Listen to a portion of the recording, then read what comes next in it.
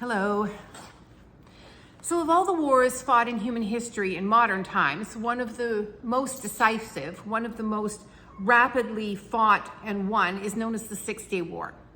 It happened in June of 1967, and it took place between Israel on one side, and on the other side, a coalition of Egypt, Syria, and Jordan. When those 6 days were over and the war had ended, Israel had tripled their territory at the cost of the lives of 1,000 of their men. But the coalition army had lost 20,000. It was a very decisive battle with very huge benefits for Israel. And it is not the only super decisive battle in Israel's history. We're going to read about some today in our passage.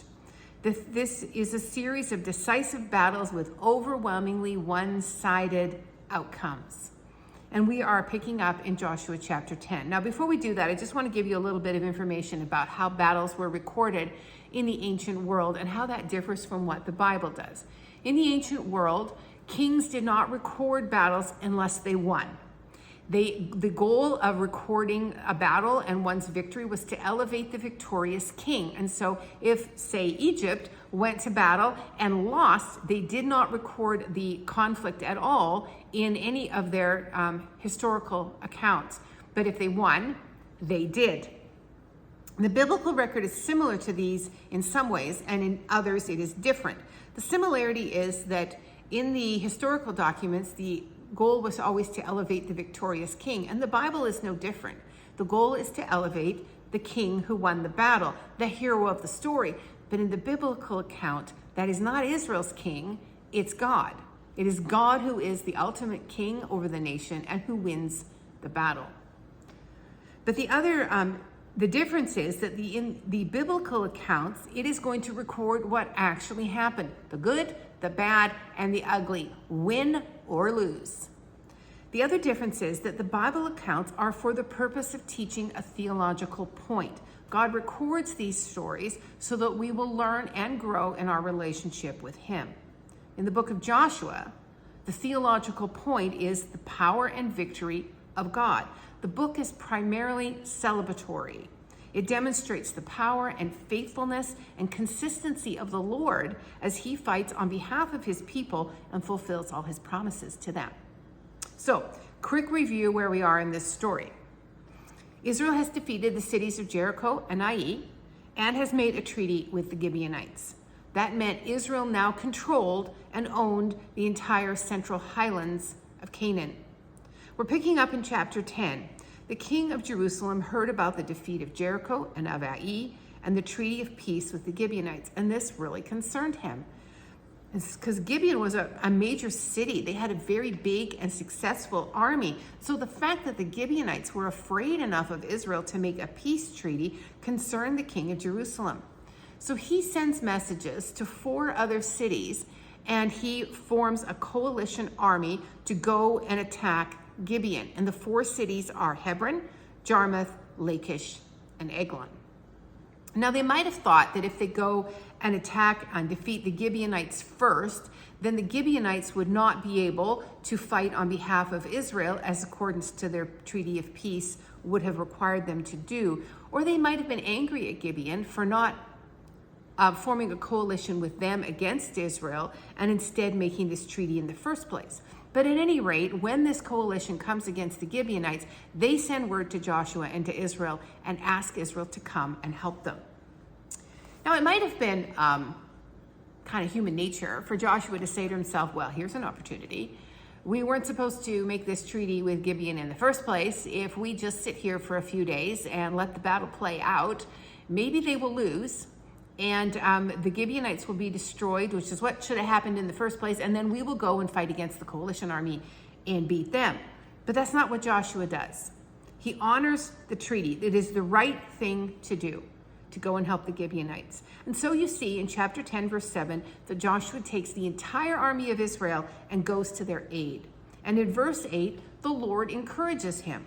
It seems that the encouragement of the Lord happens either simultaneous to the decision of Joshua to go or right after they set out on this journey. But at any rate, I'm going to read to you from chapter 10, Joshua chapter 10, verse 8. And the Lord said to Joshua, "Do not be afraid of them. I have given them into your hand.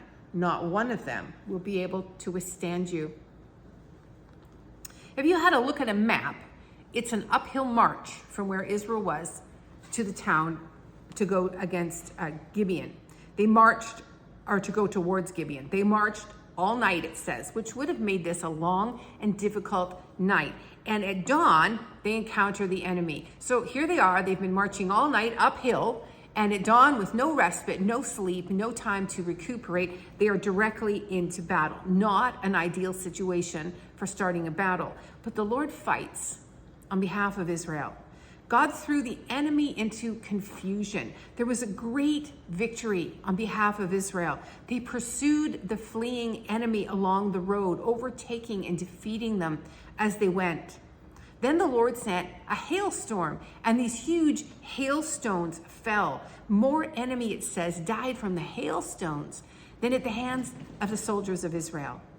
Something else happened too. It seems to be something that perhaps Joshua requested of God so that Israel would not lose the advantage of the momentum of the battlefield. So we're going to read verses 12 to 14. On the day the Lord gave the Amorites over to Israel, Joshua said to the Lord in the presence of Israel, Sun, stand still over Gibeon, and you, moon, over the valley of Ajalon. So the sun stood still and the moon stopped till the nation avenged itself on its enemies, as it is written in the book of Jashar. The sun stopped in the middle of the sky and delayed going down about a full day.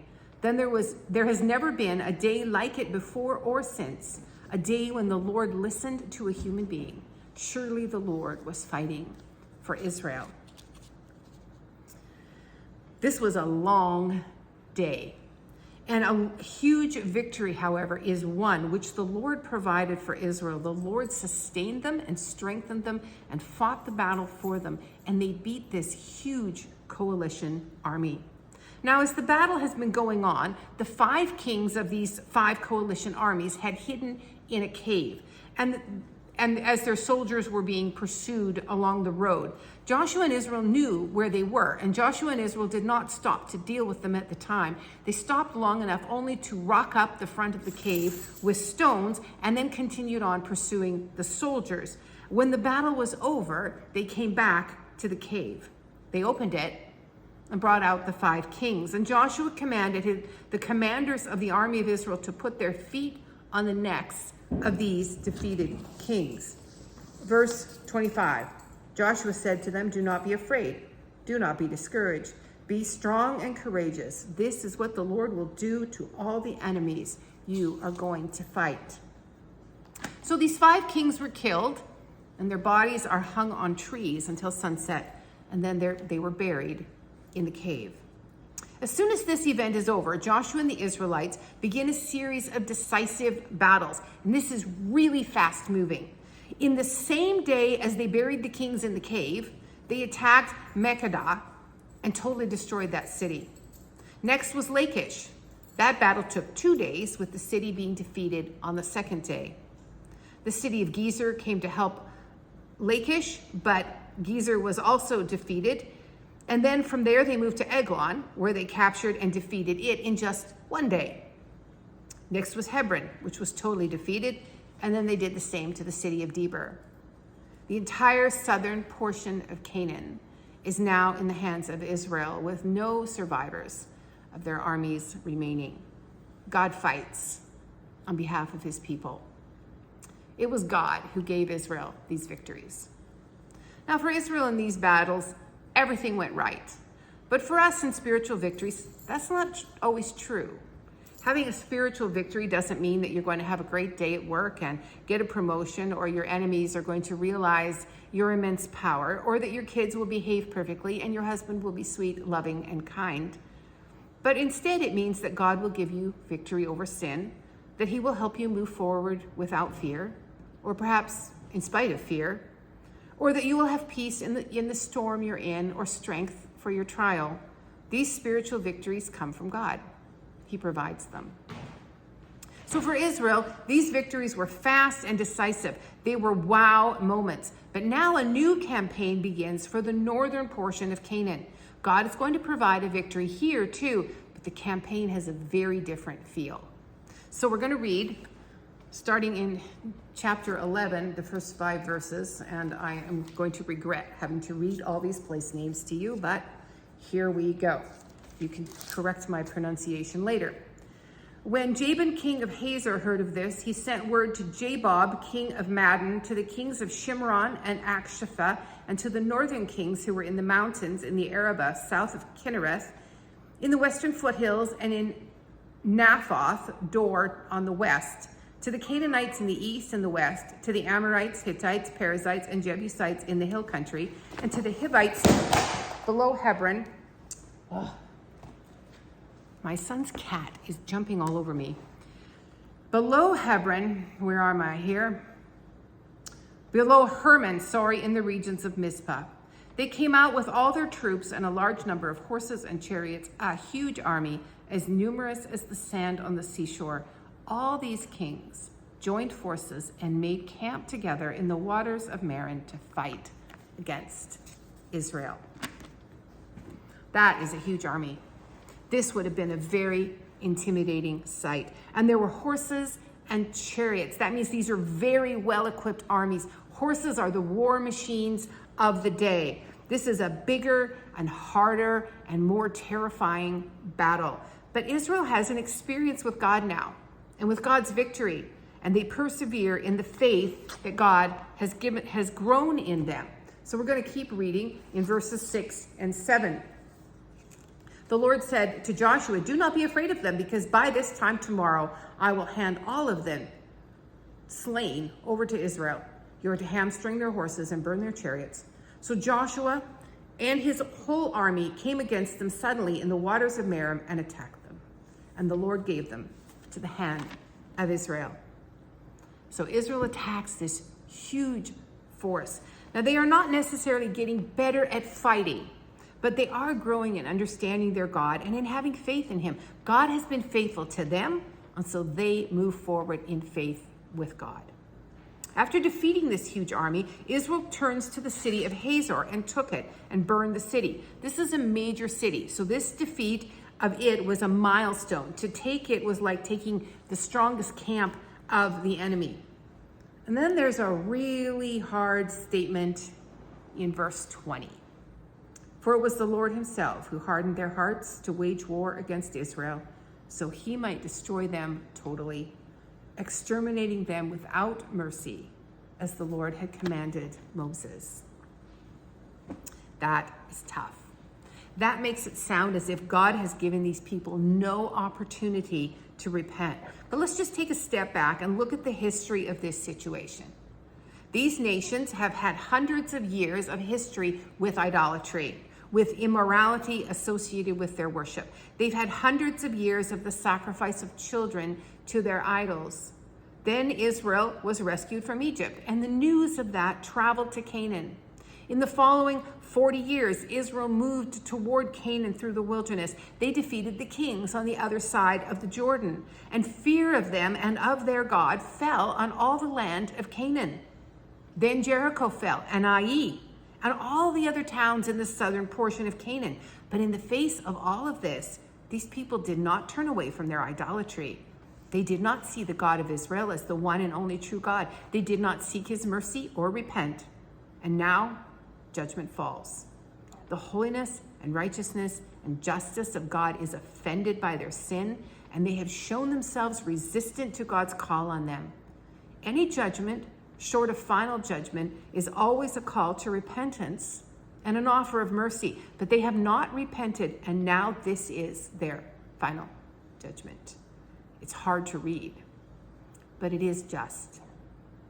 God hardened them into their resistance to God so that he could judge them. He did not allow them to live their lives of sin and immorality until the last possible second, and then just when defeat was hovering over them, to put up a white flag and turn to God. The campaign through the northern portions of the land is a very long one. Let's just go back up to verse 18 in this chapter. Joshua waged war against all these kings for a long time. It's estimated this campaign took 5 to 6 years to complete, but God gave them success. And I put my Bible down too early. I want to read to you also verse 23. So Joshua took the entire land, just as the Lord had directed Moses, and gave it as an inheritance to Israel according to their tribal divisions. Then the land had rest from war. Chapter 12, which follows, is a summary of all the battles won. It lists all the defeated kings, 31 of them. Some battles were fast and decisive, with victory coming very easily. Others were longer and took perseverance and hard work. They were long roads of obedience in which the war was won, 1 inch at a time. God does not promise that every battle is quickly won. Endurance may be needed in obedience to God. Some of the spiritual battles we must fight can be long and hard and require perseverance. Think of the battle against addiction, for example, say an addiction to alcohol. You may have to fight the desire to drink every single day. You may have to change how you drive home from work so you don't go past the liquor store. You may need to stop going with your coworkers out for lunch at the pub. You might have to do a lot of praying. You might have to go for a walk when the desire to drink strikes, or play some Christian music. You might need to call on the help of others to distract you from the desire to drink. There may not be one simple way to fight some of these long spiritual battles. Others often have opinions on how we should fight. Take something simple and physical like, say, insomnia.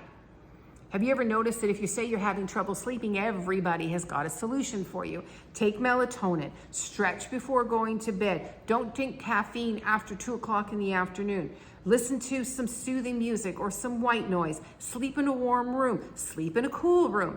Everyone has a solution. Spiritual battles might take a variety of tools, but mostly they take the power of God. It is God who knows how we should fight, and it is God who gives us the victory. God does not promise the battle will be easy or short, but he does promise they can be won by his power and help if we remain obedient to him. What long spiritual battle are you fighting? Are you frustrated, discouraged, just plain tired? Is there a little whisper in your ear that says this battle might not be worth the struggle? What you see of God, what you experience of his faithfulness, provides proof that the battle is winnable. How can you take what you know of God and lean on that? How can what you know help you to grow in faith so that no matter how long or how wearisome the battle, you will persevere, successfully fight, and win? God allows battles. He calls us to battles. Battles against sin, against our human nature, against the world system. We grow in the fight because it gives us an opportunity to know God.